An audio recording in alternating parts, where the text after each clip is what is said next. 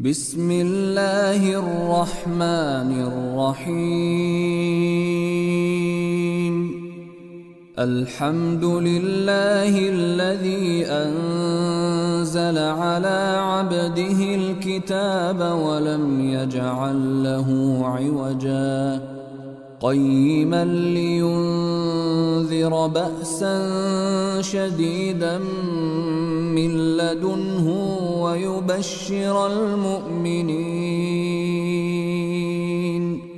ويبشر المؤمنين الذين يعملون الصالحات أن لهم أجرا حسنا ماكثين فيه أبدا وينذر الذين قالوا اتخذ الله ولدا ما لهم به من علم ولا لآبائهم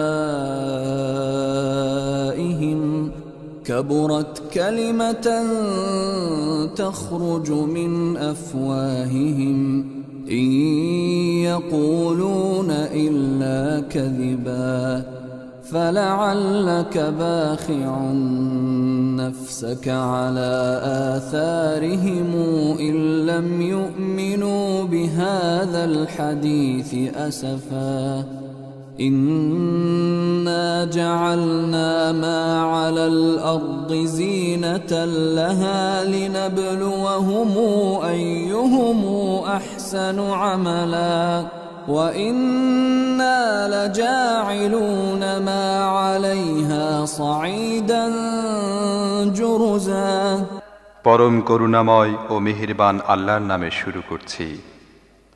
প্রশংসা আল্লাহরই, যিনি তার বান্দার প্রতি এই কিতাব নাজিল করেছেন এবং এর মধ্যে কোনো বক্রতা রাখেননি।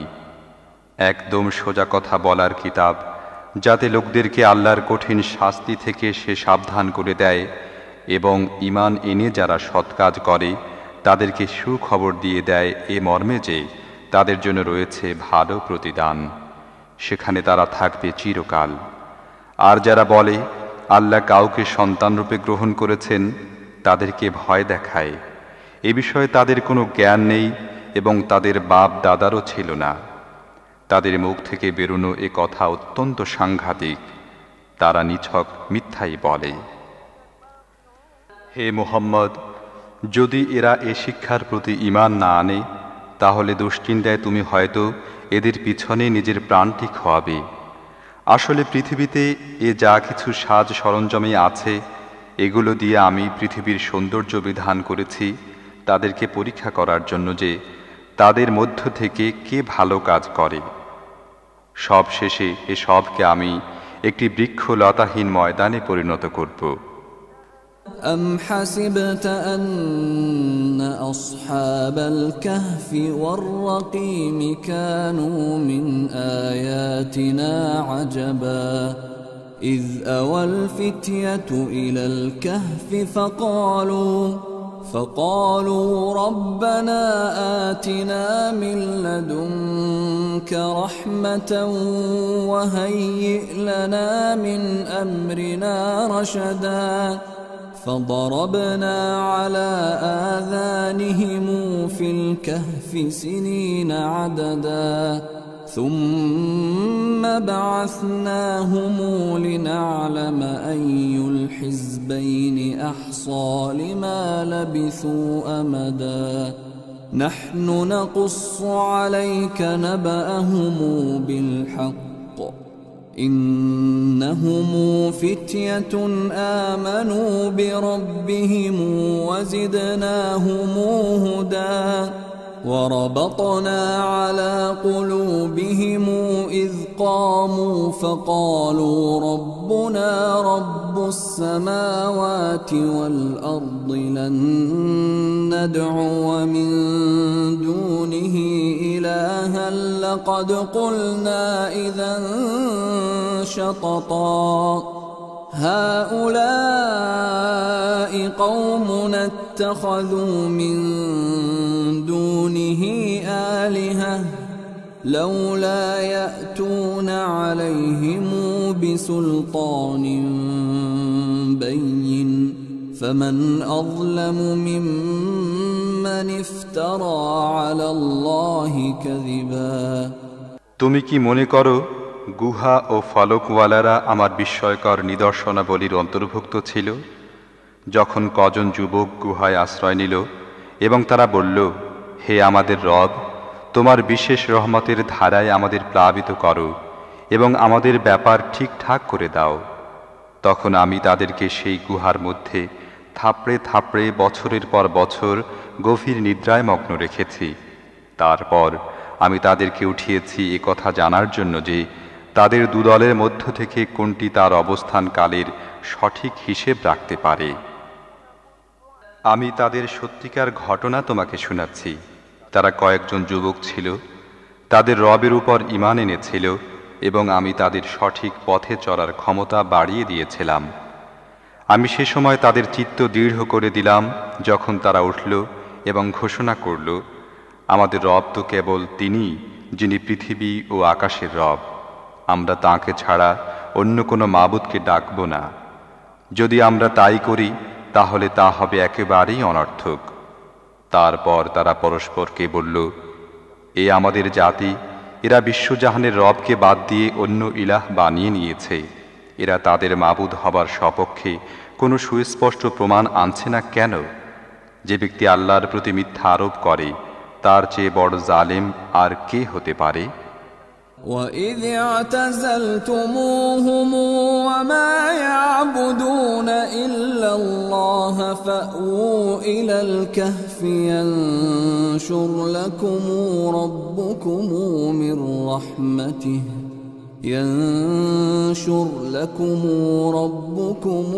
مِنْ رَحْمَتِهِ وَيُهَيِّئْ لَكُمْ مِنْ أَمْرِكُمْ مِرْفَقًا وَتَرَى الشَّمْسَ إِذَا طَلَعَتْ تَزَاوَرُ عَنْ كَهْفِهِمْ ذَاتَ الْيَمِينِ وَإِذَا غَرَبَتْ تَقْرِضُهُمْ ذَاتَ الشِّمَالِ وَهُمْ فِي فَجْوَةٍ مِّنْهُ ذَلِكَ مِنْ آيَاتِ اللَّهِ مَن يَهْدِ اللَّهُ فَهُوَ الْمُهْتَدِ وَمَن يُضْلِلْ فَلَن تَجِدَ لَهُ وَلِيًّا مُرْشِدًا وَتَحْسَبُهُمْ أَيْقَاظًا وَهُمْ رُقُودٌ وَنُقَلِّبُهُمْ ذَاتَ الْيَمِينِ وَذَاتَ الشِّمَالِ وَكَلْبُهُمْ بَاسِطٌ ذِرَاعَيْهِ بِالْوَصِيدِ لَوِ اطَّلَعْتَ عَلَيْهِمْ لَوَلَّيْتَ مِنْهُمْ فِرَارًا وَلَمُلِئْتَ مِنْهُمْ رُعْبًا وَكَذَلِكَ بَعَثْنَاهُمْ لِيَتَسَاءَلُوا بَيْنَهُمْ قَالَ قَائِلٌ مِّنْهُمْ كَمْ لَبِثْتُمْ قَالُوا لَبِثْنَا يَوْمًا أَوْ بَعْضَ يَوْمٍ قَالُوا رَبُّكُمْ أَعْلَمُ بِمَا لَبِثْتُمْ فَابْعَثُوا أَحَدَكُمْ بِوَرِقِكُمْ هَٰذِهِ إِلَى الْمَدِينَةِ فَلْيَنظُرْ أَيُّهَا أَزْكَىٰ طَعَامًا فَلْيَأْتِكُمْ بِرِزْقٍ مِّنْهُ وَلْيَتَلَطَّفْ وَلَا يُشْعِرَنَّ بِكُمْ أَحَدًا এখন যখন তোমরা এদের থেকে এবং আল্লাহ ছাড়া যাদেরকে এরা পূজা করে তাদের থেকে বিচ্ছিন্ন হয়ে গেছো, তখন চলো অমুক গুহায় গিয়ে আশ্রয় নেই। তোমাদের রব তোমাদের উপর তার রহমতের ছায়া বিস্তার করবেন এবং তোমাদের কাজের উপযোগী সাজ সরঞ্জামের ব্যবস্থা করবেন। তুমি যদি তাদেরকে গুহায় দেখতে, তাহলে দেখতে সূর্য উদয়ের সময় তাদের গুহা ছেড়ে ডান দিক থেকে উঠে এবং অস্ত যাওয়ার সময় তাদেরকে এড়িয়ে বাম দিকে নেমে যায়, আর তারা গুহার মধ্যে একটি বিস্তৃত জায়গায় পড়ে আছে। এ হচ্ছে আল্লাহর অন্যতম নিদর্শন। যাকে আল্লাহ সঠিক পথ দেখান সেই সঠিক পথ পায়, এবং যাকে আল্লাহ বিভ্রান্ত করেন তার জন্য তুমি কোনো পৃষ্ঠপোষক ও পথ প্রদর্শক পেতে পারো না। তোমরা তাদেরকে দেখে মনে করতে তারা জেগে আছে, অথচ তারা ঘুমোচ্ছিল।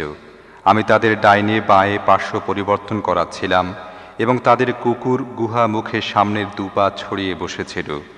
যদি তুমি কখনো উঁকি দিয়ে তাদেরকে দেখতে, তাহলে পিছন ফিরে পালাতে থাকতে, এবং তাদের দৃশ্য তোমাকে আতঙ্কিত করত।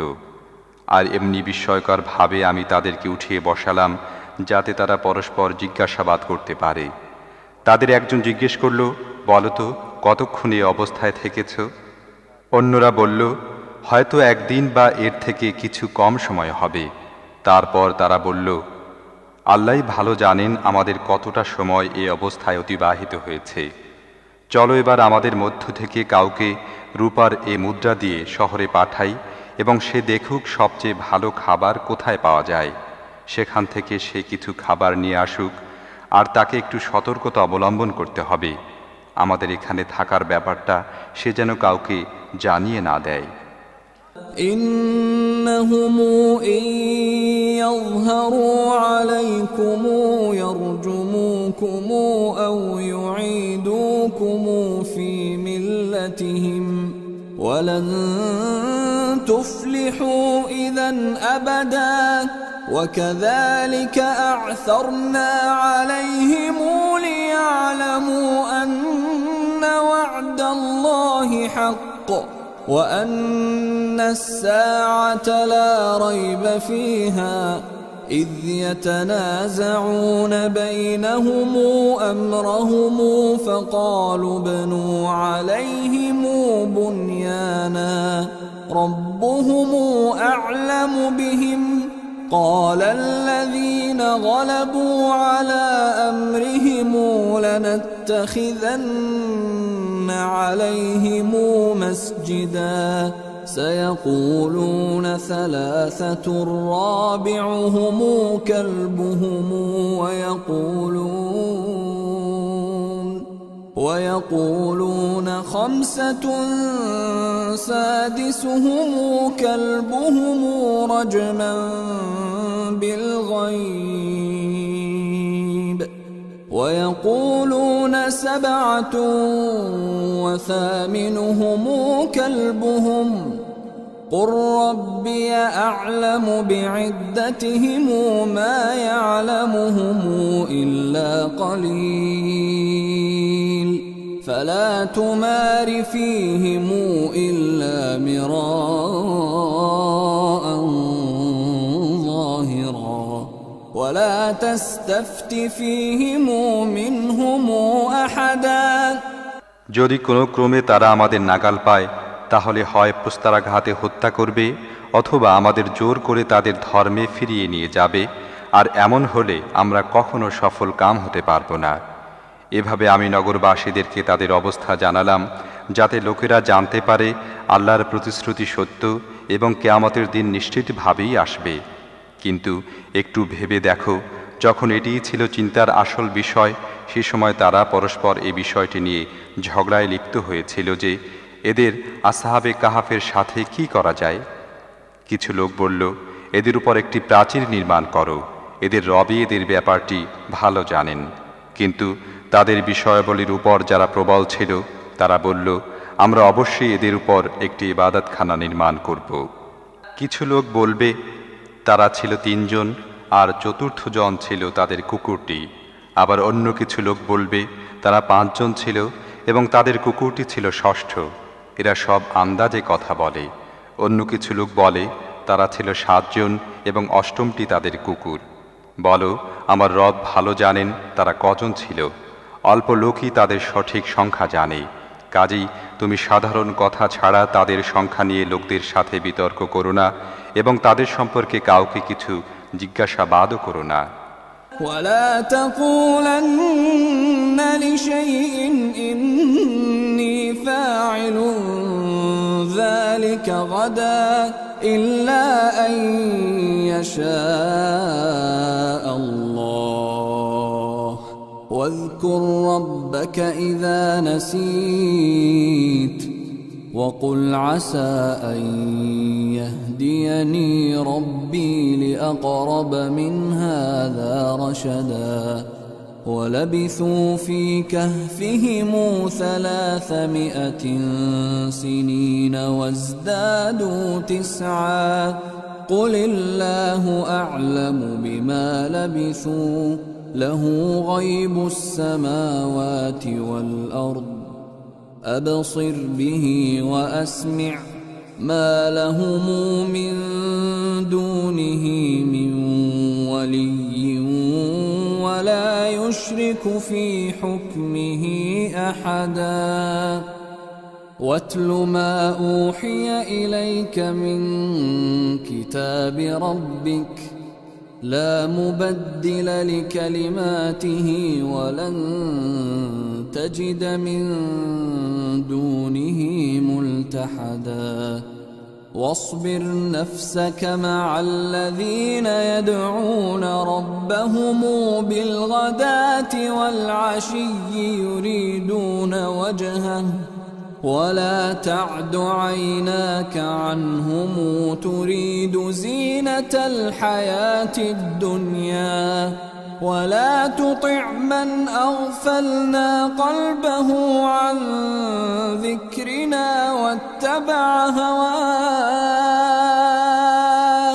واتبع هواه وكان أمره فرطا আর দেখো, কোনো জিনিসের ব্যাপারে কখনো এ কথা বলো না, আমি কাল এ কাজটি করব। তোমরা কিছুই করতে পারো না, তবে যদি আল্লাহ চান। যদি ভুলে এমন কথা মুখ থেকে বেরিয়ে যায়, তাহলে সঙ্গে সঙ্গেই নিজের রবকে স্মরণ করো এবং বলো, আশা করা যায় আমার রব এ ব্যাপারে সত্যের নিকটতর কথার দিকে আমাকে পথ দেখিয়ে দেবেন। আর তারা তাদের গুহার মধ্যে 300 বছর থাকে এবং আরও 9 বছর বেড়ে গেছে। তুমি বলো, আল্লাহ তাদের অবস্থানের মেয়াদ সম্পর্কে বেশি জানেন। আকাশ ও পৃথিবীর যাবতীয় প্রচ্ছন্ন অবস্থা তিনিই জানেন। কেমন চমৎকার তিনি দ্রষ্টা ও শ্রোতা। পৃথিবী ও আকাশের সকল সৃষ্টির তত্ত্বাবধানকারী তিনি ছাড়া আর কেউ নেই এবং নিজের শাসন কর্তৃত্বে তিনি কাউকে শরিক করেন না। হে নবী, তোমার রবের কিতাবের মধ্য থেকে যা কিছু তোমার উপর ওহী করা হয়েছে তা হুবহু শুনিয়ে দাও। তার বক্তব্য পরিবর্তন করার অধিকার কারো নেই। আর যদি তুমি কারো স্বার্থে তার মধ্যে পরিবর্তন করো, তাহলে তার হাত থেকে নিষ্কৃতি পেয়ে পালাবার জন্য কোনো আশ্রয়স্থল পাবে না। আর নিজের অন্তরকে তাদের সঙ্গ লাভে নিশ্চিত করো, যারা নিজেদের রবের সন্তুষ্টির সন্ধানে সকাল সাঁঝে তাকে ডাকে এবং কখনো তাদের দিক থেকে দৃষ্টি ফিরাবে না। তুমি কি পার্থিব সৌন্দর্য পছন্দ করো? এমন কোনো লোকের আনুগত্য করো না, যার অন্তরকে আমি আমার স্মরণ থেকে গাফিল করে দিয়েছি, যে নিজের প্রবৃত্তির কামনা বাসনার অনুসরণ করেছে এবং যার কর্মপদ্ধতি কখনো উগ্র কখনো উদাসীন। وَقُلِ الْحَقُّ مِنْ رَبِّكُمْ فَمَنْ شَاءَ فَلْيُؤْمِنْ وَمَنْ شَاءَ فَلْيَكْفُرْ إِنَّا أَعْتَدْنَا لِلظَّالِمِينَ نَارًا أَحَاطَ بِهِمْ سُرَادِقُهَا وَإِنْ يَسْتَغِيثُوا يُغَاثُوا بِمَاءٍ كَالْمُهْلِ يَشْوِي الْوُجُوهَ بِئْسَ الشَّرَابُ وَسَاءَتْ مُرْتَفَقًا إِنَّ الَّذِينَ آمَنُوا وَعَمِلُوا الصَّالِحَاتِ إِنَّا لَا نُضِيعُ أَجْرَ مَنْ أَحْسَنَ عَمَلًا أُولَئِكَ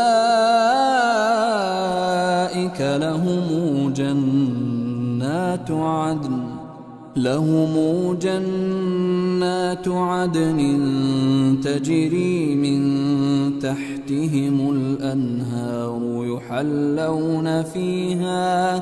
يحلون فيها من أساور من ذهب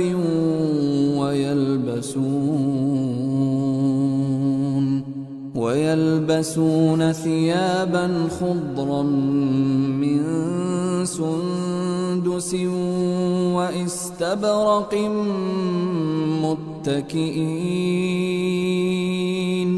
متكئين فيها على الأرائك نعم الثواب وحسنت مرتفقا। পরিষ্কার বলে দাও, এ হচ্ছে সত্য তোমাদের রবের পক্ষ থেকে। এখন যে চায় মেনে নিক এবং যে চায় অস্বীকার করুক। আমি অস্বীকারী জালেমদের জন্য একটি আগুন তৈরি করে রেখেছি, যার শিখাগুলো তাদেরকে ঘেরাও করে ফেলেছে। সেখানে তারা পানি চাইলে এমন পানি দিয়ে তাদের আপ্যায়ন করানো হবে, যা হবে তেলের তলানির মতো, এবং যা তাদের চেহারা দগ্ধ করে দেবে। কত নিকৃষ্ট পানীয় এবং কি জঘন্য আবাস! তবে যারা মেনে নেবে এবং সৎ কাজ করবে, সেসব সৎকর্মশীলদের প্রতিদান আমি কখনো নষ্ট করি না। তাদের জন্য রয়েছে চির বসন্তের জান্নাত, যার পাদদেশে প্রবাহিত হতে থাকবে নদী। সেখানে তাদেরকে সোনার কাকনে সজ্জিত করা হবে। সূক্ষ্ম ও পুরু রেশম ও কিংখাবের সবুজ বস্ত্র পরিধান করবে এবং উপবেশন করবে উঁচু আসনে বালিশে হেলান দিয়ে। চমৎকার পুরস্কার এবং সর্বোত্তম আবাস। واضرب لهم مثل الرجلين جعلنا لأحدهما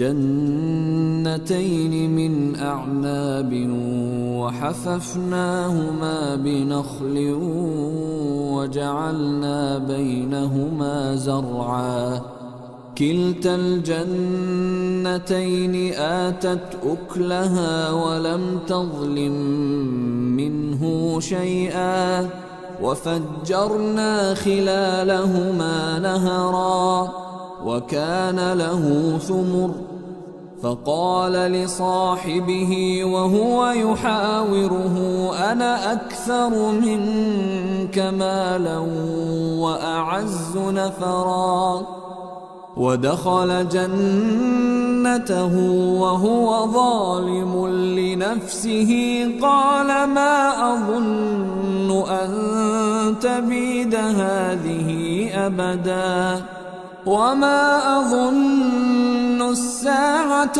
قائمة ولئن رددت إلى ربي لأجدن خيرا منهما منقلبا قال له صاحبه وهو يحاوره أكفرت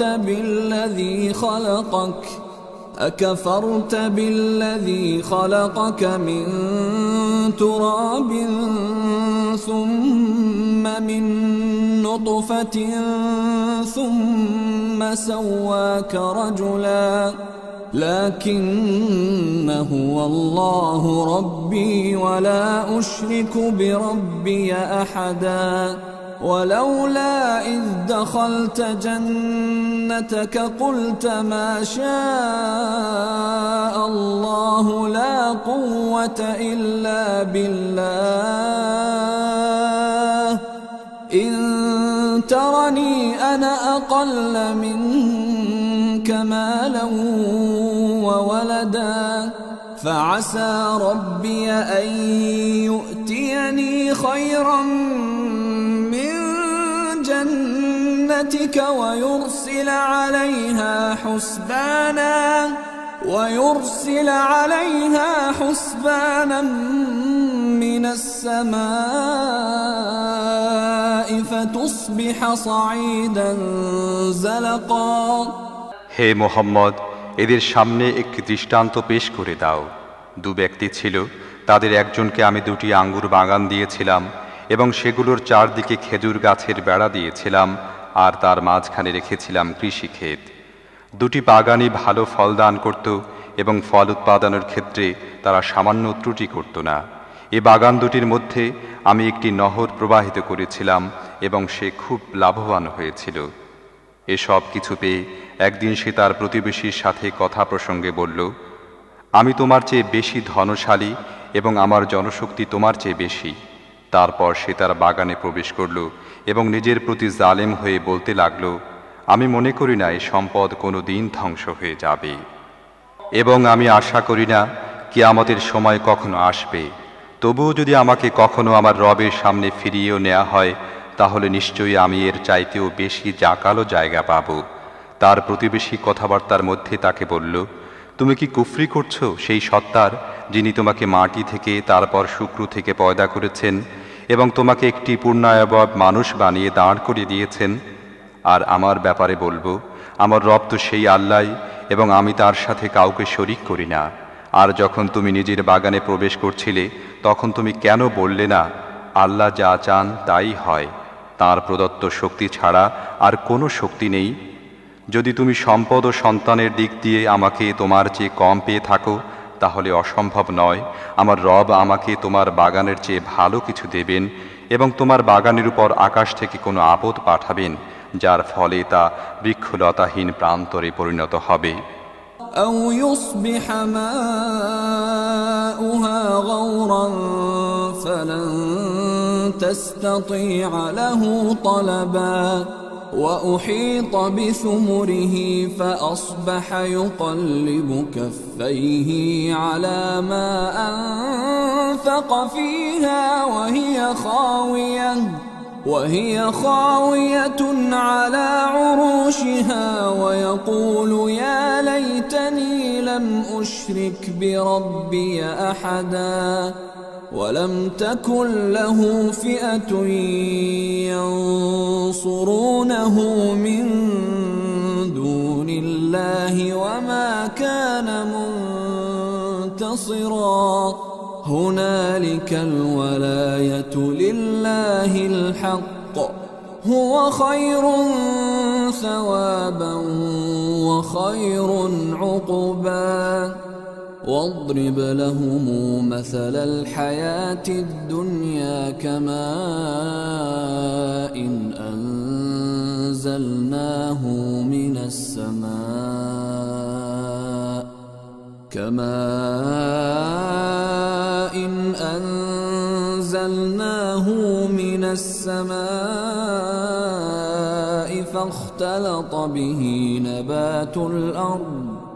فاختلط به نبات الأرض فأصبح هشيما تذروه الرياح وكان الله على كل شيء مقتدرا المال والبنون زينة الحياة الدنيا والباقيات الصالحات خير عند ربك ثوابا وخير أملا অথবা তার পানি ভূগর্ভে নেমে যাবে এবং তুমি তাকে কোনো ক্রমেই উঠাতে পারবে না।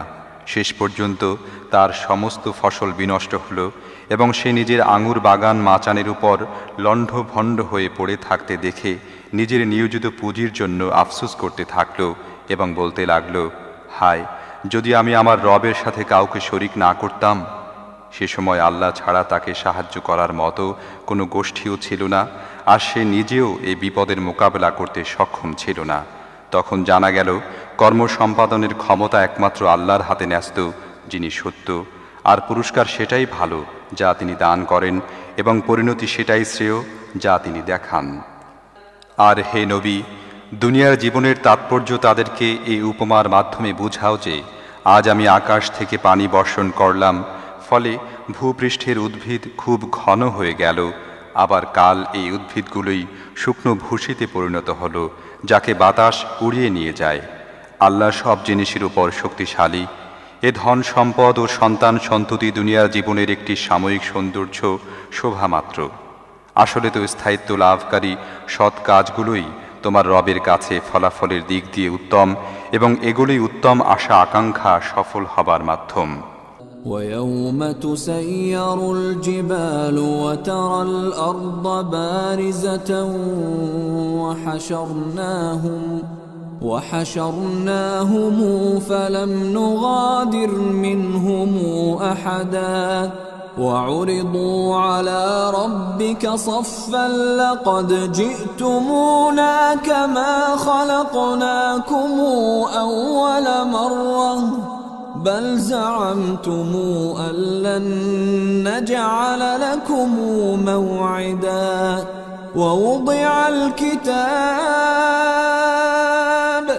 ووضع الكتاب فترى المجرمين مشفقين مما فيه ويقولون يا ويلتنا ما لهذا الكتاب لا يغادر صغيرة ولا كبيرة إلا أحصاها ووجدوا ما عملوا حاضرا ولا يظلم ربك أحدا وإذ قلنا للملائكة اسجدوا لآدم فسجدوا إلا إبليس كان من الجن ففسق عن أمر ربه أفتتخذونه وذريته أولياء من دوني وهم لكم عدو بئس للظالمين بدلا ما أشهدتهم خلق السماوات والأرض ولا خلق أنفسهم وما كنت متخذ المضلين عضدا ويوم يقول نادوا شركائي الذين زعمتم فدعوهم فلم يستجيبوا لهم وجعلنا بينهم موبقا ورأى المجرمون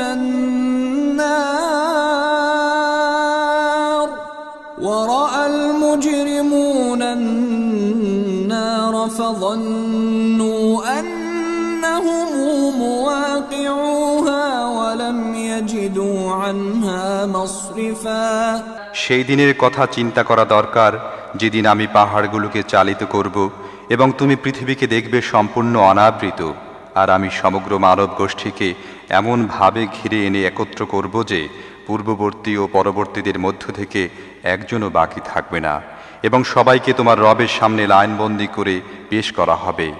নাও দেখে নাও তোমরা এসে গেছো তো তোমার কাছে ঠিক তেমনিভাবে যেমনটি আমি তোমাদের প্রথমবার সৃষ্টি করেছিলাম। তোমরা তো মনে করেছিলে আমি তোমাদের জন্য কোনো প্রতিশ্রুত ক্ষণ নির্ধারিত করিনি, আর সেদিন আমলনামা সামনে রেখে দেয়া হবে। সেই সময় তোমরা দেখবে অপরাধীরা নিজেদের জীবন খাতায় যা লেখা আছে সেজন্য ভীত হচ্ছে এবং তারা বলছে, হায় আমাদের দুর্ভাগ্য, এটা কেমন খাতা, আমাদের ছোট বড় এমন কোনো কিছুই এখানে লেখা থেকে বাদ পড়েনি।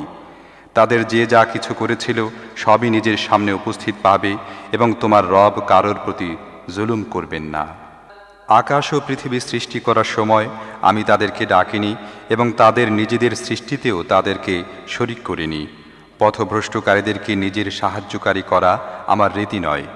তাহলে সেদিন এরা কি করবে, যেদিন এদের রব এদেরকে বলবে, ডাকো সেই সব সত্তাকে যাদেরকে তোমরা আমার শরিক মনে করে বসেছিলে। এরা তাদেরকে ডাকবে, কিন্তু তারা এদেরকে সাহায্য করতে আসবে না এবং আমি তাদের মাঝখানে একটিমাত্র ধ্বংস গহ্বর তাদের সবার জন্য বানিয়ে দেব। সমস্ত অপরাধীরা সেদিন আগুন দেখবে এবং বুঝতে পারবে যে এখন তাদের এর মধ্যে পড়তে হবে এবং এর হাত থেকে বাঁচার জন্য তারা কোনো আশ্রয়স্থল পাবে না। وَلَقَدْ صَرَّفْنَا فِي هَذَا الْقُرْآنِ لِلنَّاسِ مِنْ كُلِّ مَثَلٍ وَكَانَ الْإِنسَانُ أَكْثَرَ شَيْءٍ جَدَلًا وَمَا مَنَعَ النَّاسَ أَن يُؤْمِنُوا إِذْ جَاءَهُمُ الْهُدَى وَيَسْتَغْفِرُوا رَبَّهُمْ إِلَّا أَن تَأْتِيَهُمْ سُنَّةُ الْأَوَّلِينَ أَوْ يَأْتِيَهُمُ الْعَذَابُ قِبَلًا وما نرسل المرسلين إلا مبشرين ومنذرين ويجادل الذين كفروا بالباطل ليدحضوا به الحق واتخذوا آياتي وما أنذروا هزؤا ومن أظلم ممن ذكر بآيات ربه فأعرض عنها ونسي ما قدمت يداه إنا جعلنا على قلوبهم أكنة أن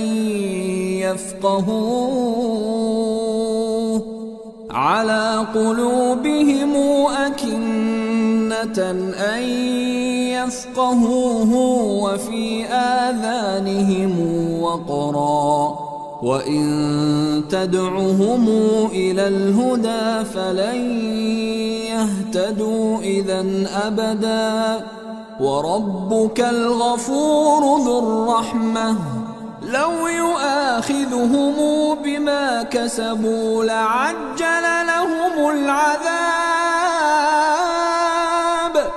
بل لهم موعد لن يجدوا من دونه موئلا।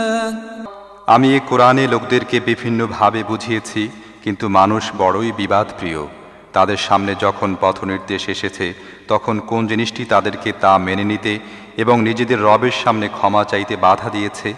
এই জিনিসটি ছাড়া আর কিছুই তাদেরকে বাধা দেয়নি যে তারা প্রতীক্ষা করেছে তাদের সাথে তাই ঘটুক যা পূর্ববর্তী জাতিদের সাথে ঘটে গেছে, অথবা তারা আযাবকে সামনে আসতে দেখেনি।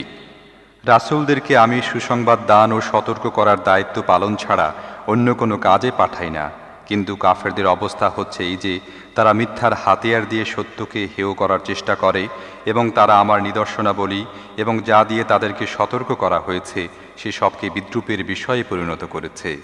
আর কে তার চেয়ে বড় জালিম, যাকে তার রবের আয়াত শুনিয়ে উপদেশ দেওয়ার পর সে তা থেকে মুখ ফিরিয়ে নেয় এবং সেই খারাপ পরিণতির কথা ভুলে যায় যার সাজ সরঞ্জাম সে নিজের জন্য নিজের হাতে তৈরি করেছে। যারা এই কর্মনীতি অবলম্বন করেছে তাদের অন্তরের উপর আমি আবরণ টেনে দিয়েছি যা তাদেরকে কোরআনের কথা বুঝতে দেয় না এবং তাদের কানে বধিরতা সৃষ্টি করে দিয়েছি। তুমি তাদেরকে সৎ পথের দিকে যতই আহ্বান করো না কেন তারা এই অবস্থায় কখনো সৎ পথে আসবে না। তোমার রব বড়ই ক্ষমাশীল ও দয়ালু, তিনি তাদের কৃতকর্মের জন্য তাদেরকে পাকড়াও করতে চাইলে দ্রুত আযাব পাঠিয়ে দিতেন, কিন্তু তাদের জন্য রয়েছে একটি প্রতিশ্রুত মুহূর্ত, তা থেকে পালিয়ে যাবার কোনো পথই তারা পাবে না। এ শাস্তিপ্রাপ্ত জনপদগুলো তোমাদের সামনে আছে, এরা জুলুম করলে আমি এদেরকে ধ্বংস করে দিয়েছিলাম এবং এদের প্রত্যেকের ধ্বংসের জন্য আমি সময় নির্দিষ্ট করে রেখেছিলাম। وتلك القرى أهلكناهم لما ظلموا وجعلنا لمهلكهم موعدا وإذ قال موسى لفتاه لا أبرح حتى أبلغ مجمع البحرين أو أمضي حقبا فلما بلغا مجمع بينهما نسيا حوتهما فاتخذ سبيله في البحر سربا فلما جاوزا قال لفتاه آتنا غداءنا لقد لقينا من سفرنا هذا نصبا قال أرأيت إذ أوينا إلى الصخرة فإني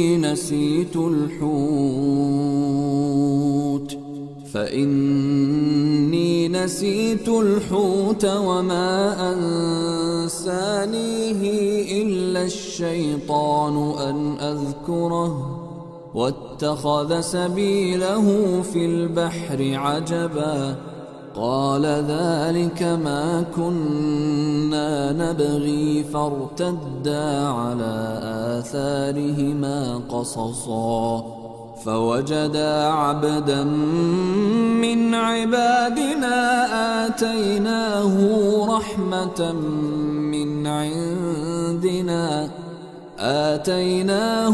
رحمة من عندنا وعلمناه من لدنا علما.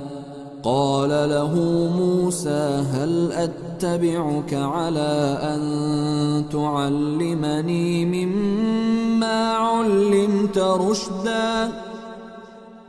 قال إنك لن تستطيع معي صبرا وكيف تصبر على ما لم تحط به خبرا؟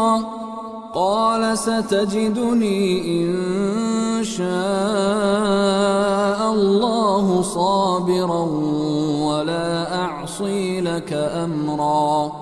قال فإن اتبعتني فلا تسألني عن شيء حتى أحدث لك منه ذكرا।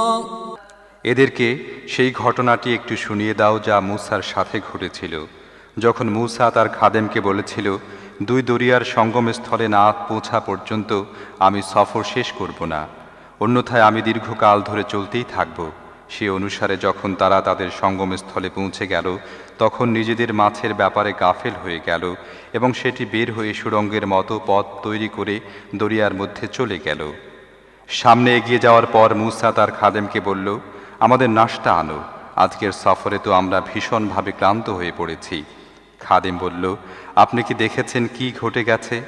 যখন আমরা সেই পাথরটার পাশে বিশ্রাম নিচ্ছিলাম, তখন আমার মাছের কথা মনে ছিল না এবং শয়তান আমাকে এমন গাফেল করে দিয়েছিল যে আমি আপনাকে তার কথা বলতে ভুলে গেছি। মাছ তো অদ্ভুতভাবে বের হয়ে দরিয়ার মধ্যে চলে গেছে। মূসা বলল, আমরা তো এরই খুঁজেছিলাম। কাজেই তারা দুজন নিজেদের পদরেখা ধরে পিছনে ফিরে এলো এবং সেখানে তারা আমার বান্দাদের মধ্য থেকে এক বান্দাকে পেল, যাকে আমি নিজের অনুগ্রহ দান করেছিলাম এবং নিজের পক্ষ থেকে একটি বিশেষ জ্ঞান দান করেছিলাম। মূসা তাকে বলল, আমি কি আপনার সাথে থাকতে পারি, যাতে আপনাকে যে জ্ঞান শেখানো হয়েছে তা থেকে আমাকেও কিছু শেখাবেন? সে বলল, আপনি আমার সাথে সবর করতে পারবেন না, আর তাছাড়া যে ব্যাপারে আপনি কিছুই জানেন না সে ব্যাপারে আপনি সবর করবেনই বা কেমন করে? মূসা বলল, ইনশাআল্লাহ আপনি আমাকে সবরকারী হিসেবেই পাবেন এবং কোনো ব্যাপারেই আমি আপনার হুকুম অমান্য করব না। সে বলল, আচ্ছা, যদি আপনি আমার সাথে চলেন তাহলে আমাকে কোনো বিষয় প্রশ্ন করবেন না যতক্ষণ না আমি নিজে সে সম্পর্কে আপনাকে বলি। فانطلقا حتى إذا ركبا في السفينة خرقها قال أخرقتها لتغرق أهلها لقد جئت شيئا إمرا قال ألم أقل إنك لن تستطيع معي صبرا قال لا تؤاخذني بما نسيت ولا ترهقني من أمري عسرا فانطلقا حتى إذا لقيا غلاما فقتله قال أقتلت نفسا زاكية بغير نفس لقد جئت شيئا نكرا قال ألم أقل لك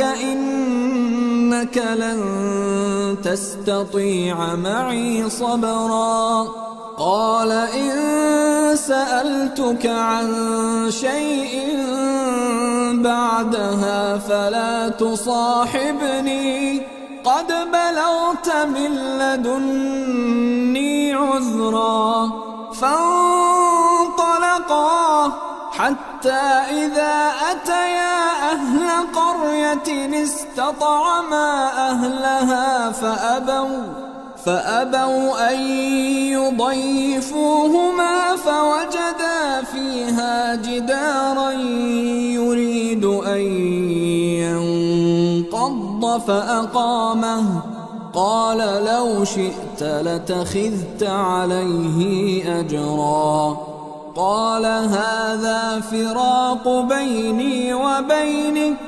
سأنبئك بتأويل ما لم تستطع عليه صبرا أما السفينة فكانت لمساكين يعملون في البحر فأردت أن أعيبها وكان وراءهم ملك يأخذ كل سفينة غصبا وأما الغلام فكان أبواه مؤمنين فخشينا أن يرهقهما طغيانا وكفرا فأردنا أن يبدلهما ربهما خيرا منه زكاة وأقرب رحما অতঃপর তারা দুজন রওনা হলো। শেষ পর্যন্ত যখন তারা একটি নৌকায় আরোহণ করল, তখন ওই ব্যক্তি নৌকা ছিদ্র করে দিল। মূসা বলল, আপনি কি নৌকার সকল আরোহীকে ডুবিয়ে দেবার জন্য তাতে ছিদ্র করলেন? এ তো আপনি বড়ই মারাত্মক কাজ করলেন। সে বলল, আমি না তোমাকে বলেছিলাম তুমি আমার সাথে সবর করতে পারবে না? মূসা বলল, ভুল চুকের জন্য আমাকে পাকড়াও করবেন না, আমার ব্যাপারে আপনি কঠোর নীতি অবলম্বন করবেন না। এরপর তারা দুজন চলল। চলতে চলতে তারা একটি বালকের দেখা পেল এবং ওই ব্যক্তি তাকে হত্যা করল। মূসা বলল, আপনি এক নিরপরাধকে হত্যা করলেন, অথচ সে কাউকে হত্যা করেনি। এটা তো বড়ই খারাপ কাজ করলেন। নিশ্চয়ই আল্লাহ যা বলেছেন সত্য বলেছেন। তারপর তারা সামনের দিকে চলল। চলতে চলতে একটি জনবসতিতে প্রবেশ করল এবং সেখানে লোকদের কাছে খাবার চাইল, কিন্তু তারা তাদের দুজনের মেহমানদারি করতে অস্বীকৃতি জানালো। সেখানে তার একটি দেয়াল দেখল, সেটি পড়ে যাবার উপক্রম হয়েছিল। সে দেয়ালটি পুনঃপ্রতিষ্ঠিত করে দিল। মূসা বলল, আপনি চাইলে এ কাজে পারিশ্রমিক নিতে পারতেন। সে বলল, ব্যাস, তোমারও আমার সঙ্গ শেষ হয়ে গেল। এখন আমি যে কথাগুলোর ওপর তুমি সবর করতে পারোনি সেগুলো তাৎপর্য তোমাকে বলবো। সেই নৌকাটির ব্যাপার ছিল এই যে, সেটি ছিল কয়েকজন গরিব লোকের। তারা সাগরে মেহনত মজদুরি করত। আমি সেটিকে ত্রুটিযুক্ত করে দিতে চাইলাম, কারণ সামনের দিকে ছিল এমন বাদশার এলাকা যে প্রত্যেকটি নৌকা জবরদস্তি ছিনিয়ে নিত। আর ওই বালকটি ব্যাপার হচ্ছে এই যে, তার বাপ মা ছিল মুমিন। আমাদের আশঙ্কা হলো এ বালক তার বিদ্রোহাত্মক আচরণ ও কুফরির মাধ্যমে তাদেরকে বিব্রত করবে। তাই আমরা চাইলাম তাদের রব তার বদলে তাদেরকে যেন এমন একটি সন্তান দেন যে চরিত্রের দিক দিয়েও তার চেয়ে ভালো হবে এবং যার কাছ থেকে সদয় আচরণও বেশি আশা করা যাবে। وَأَمَّا الْجِدَارُ فَكَانَ لِغُلَامَيْنِ يَتِيمَيْنِ فِي الْمَدِينَةِ وَكَانَ تَحْتَهُ كَنْزٌ لَهُمَا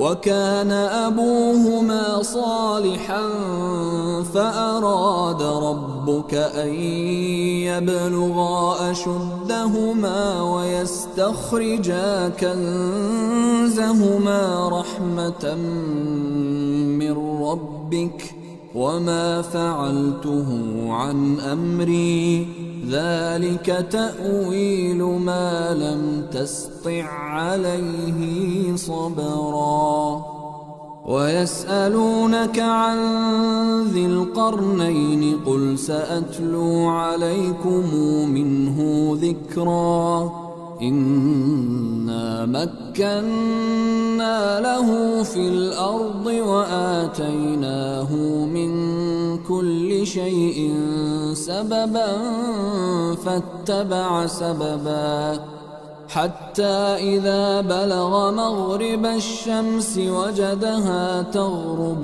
في عين حمئة ووجد عندها قوما قلنا يا ذا القرنين إما أن تعذب وإما أن تتخذ فيهم حسنا قال أما من ظلم فسوف نعذبه ثم يرد إلى ربه فيعذبه عذابا نكرا وأما من آمن وعمل صالحا فله جزاء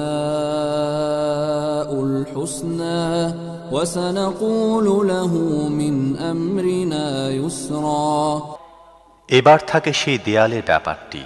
সেটি হচ্ছে শহরে অবস্থানকারী দুটি এতিম বালকের। এ দেয়ালের নিচে তাদের জন্য সম্পদ লুকানো আছে এবং তাদের পিতা ছিলেন একজন সৎ লোক।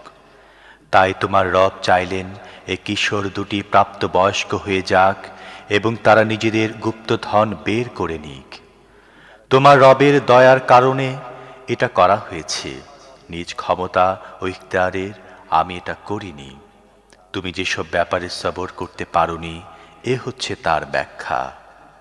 আর হে মুহাম্মদ, এরা তোমার কাছে জুলকারনাইন সম্পর্কে জিজ্ঞেস করে, এদেরকে বলে দাও আমি তার সম্বন্ধে কিছু কথা তোমাদের শোনাচ্ছি। আমি তাকে পৃথিবীতে কর্তৃত্ব দিয়ে রেখেছিলাম এবং তাকে সব রকমের সাজ সরঞ্জাম ও উপকরণ দিয়েছিলাম। সে প্রথমে পশ্চিমে এক অভিযানের সাজ সরঞ্জাম করল।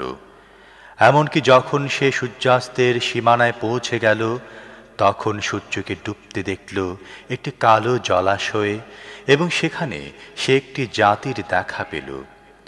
আমি বললাম, হে জুলকারনাইন, তোমার এ শক্তি আছে, তুমি এদেরকে কষ্ট দিতে পারো অথবা এদের সাথে সদাচার করতে পারো। সে বলল, তাদের মধ্য থেকে যে জুলুম করবে আমরা তাকে শাস্তি দেব, তারপর তাকে তার রবের দিকে ফিরিয়ে নেওয়া হবে এবং তিনি তাকে অধিক কঠিন শাস্তি দেবেন। আর তাদের মধ্য থেকে যে ঈমান আনবে ও সৎ কাজ করবে তার জন্য আছে ভালো প্রতিদান এবং আমরা তাকে সহজ বিধান দেব।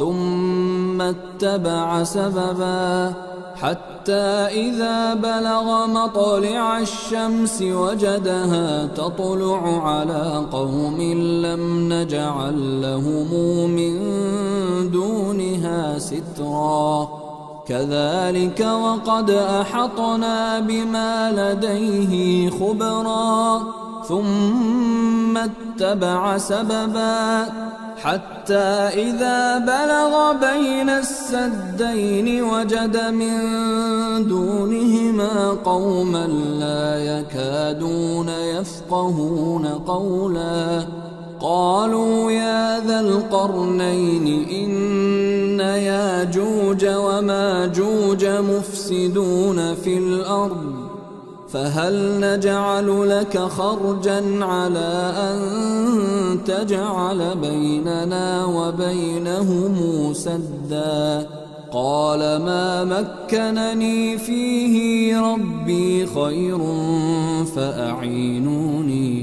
فأعينوني بقوة أجعل بينكم وبينهم ردما آتوني زبر الحديد حتى إذا ساوى بين الصدفين قال انفخوا حتى إذا جعله نارا قال آتوني أفرغ عليه قطرا فما استطاعوا أن يظهروه وما استطاعوا له نقبا قال هذا رحمة من ربي فإذا جاء وعد ربي جعله دكا وكان وعد ربي حقا তারপর সে আরও একটি অভিযানে প্রস্তুতি নিল।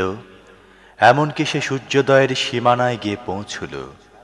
সেখানে সে দেখল সূর্য এমন এক জাতির ওপর উদিত হচ্ছে যার জন্যে রোদ থেকে বাঁচার কোনো ব্যবস্থা আমি করিনি। এই ছিল তাদের অবস্থা, এবং জুলকারনাইনের কাছে যা ছিল তা আমি জানতাম। আবার সে আরও একটি অভিযানের আয়োজন করল। এমনকি যখন দুই পাহাড়ের মধ্যখানে পৌঁছল, তখন সেখানে এক জাতির সাক্ষাৎ পেল যারা খুব কমই কোনো কথা বুঝতে পারত। তারা বলল, হে জুলকারনাইন, ইয়াজুজ ও মাজুজ এ দেশে বিপর্যয় সৃষ্টি করছে। আমরা কি তোমাকে কাজের জন্য কোনো কর দেব? তুমি আমাদের ও তাদের মাঝখানে একটি প্রাচীর নির্মাণ করে দেবে। সে বলল, আমার রব আমাকে যা কিছু দিয়ে রেখেছেন তাই যথেষ্ট। তোমরা শুধু শ্রম দিয়ে আমাকে সাহায্য করো, আমি তোমাদের ও তাদের মাঝখানে প্রাচীর নির্মাণ করে দিচ্ছি। আমাকে লোহার পাত এনে দাও। তারপরে যখন দুই পাহাড়ের মধ্যবর্তী ফাঁকা জায়গা সে পূর্ণ করে দিল, তখন লোকদের বলল, এবার আগুন জ্বালাও। এমনকি যখন এই অগ্নি প্রাচীর পুরোপুরি আগুনের মতো লাল হয়ে গেল, তখন সে বলল, আনো, এবার আমি গলিত তামা এর উপর ঢেলে দেব। এই প্রাচীর এমন ছিল যে ইয়াজুজ ও মাজুজ এটা অতিক্রম করেও আসতে পারত না, এবং এর গায়ে সুড়ঙ্গ কাটাও তাদের জন্য আরো কঠিন ছিল।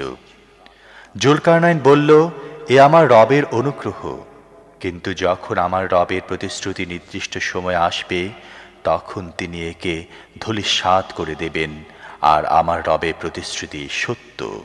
وتركنا بعضهم يومئذ يموج في بعض ونفخ في الصور فجمعناهم جمعا وعرضنا جهنم يومئذ للكافرين عرضا الذين كانت أعينهم في غطاء عن ذكري وكانوا لا يستطيعون سمعا أفحسب الذين كفروا أن يتخذوا عبادي من دوني أولياء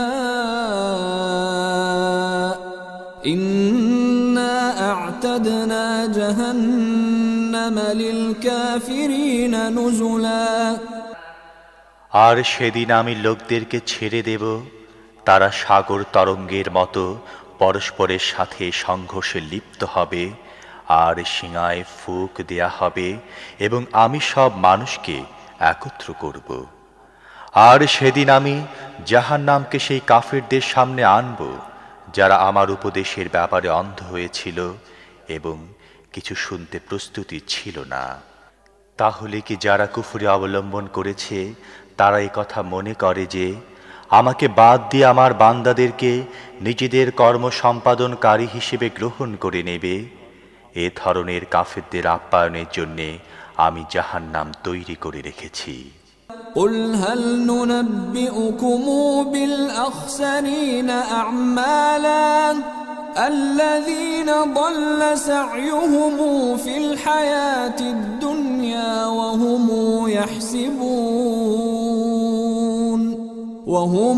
يحسبون أنهم يحسنون صنعا أولئك الذين كفروا بآيات ربهم ولقائه فحبطت أعمالهم فلا نقيم لهم يوم القيامة وزنا ذلك جزاؤهم جهنم بما كفروا واتخذوا آياتي ورسلي هزؤا إن الذين آمنوا وعملوا الصالحات كانت لهم جنات الفردوس نزلا خالدين فيها لا يبغون عنها حولا قل لو كان البحر مدادا لكلمات ربي لنفد البحر قبل أن تنفد كلمات ربي ولو جئنا بمثله مددا قل إنما أنا بشر مثلكم يوحى إلي أنما إلهكم إله واحد فمن كان يرجو لقاء ربه فليعمل عملا